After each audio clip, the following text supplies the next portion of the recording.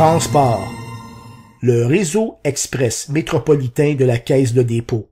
Cette ligne de train de 67 km qui doit s'étendre dans la partie ouest du Grand Montréal et permettre au Québec d'avancer vers les années 90, ne cesse d'être attaquée publiquement. Ainsi, après les critiques de municipalités touchées par le projet, Frédéric Lapointe, un conseiller en évaluation à l'Université de Montréal, associe le réseau express métropolitain à une machination contre les intérêts des Québécois, une machination organisée par le Parti libéral du Québec de Philippe Couillard et Michael Sabia de la Caisse de dépôt.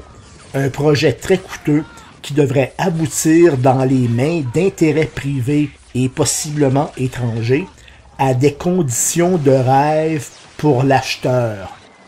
Dans sa lettre publiée dans le journal Le Devoir du 6 avril dernier, il cite pour exemple de ces conditions le don de la ligne de train de banlieue de Deux-Montagnes, le monopole du tunnel du Mont-Royal, le rabattement obligatoire et la non-concurrence assurée sur la Rive-Sud pour 99 ans et l'exemption de taxes sur des terrains. Tous des avantages offerts à la Caisse de dépôt par le gouvernement qui vont pouvoir être transférés lors de la vente. Questionné sur ses appréhensions, Philippe Couillard a affirmé que Frédéric Lapointe baignait dans la théorie du complot et que lui et son parti avaient une pleine confiance à la Caisse de dépôt et à Michael Sabia.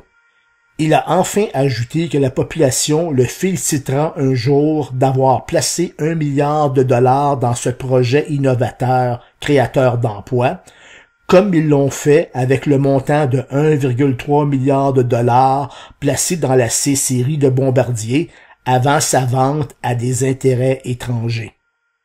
Éducation. Vendredi dernier, 5 personnes cagoulées ont saccagé le local de la Faculté des sciences de l'éducation de l'Université de Montréal. Avant de prendre la fuite, ils ont lancé sur le plancher près de 100 pamphlets où se retrouvait un texte inquiétant qui accusait le conseiller en évaluation d'être un candidat péquiste lié à un groupe d'extrême droite. Les policiers ont dû intervenir et après avoir interrogé le suspect sur ses prétendus liens, ils ont décidé de ne pas procéder à son arrestation.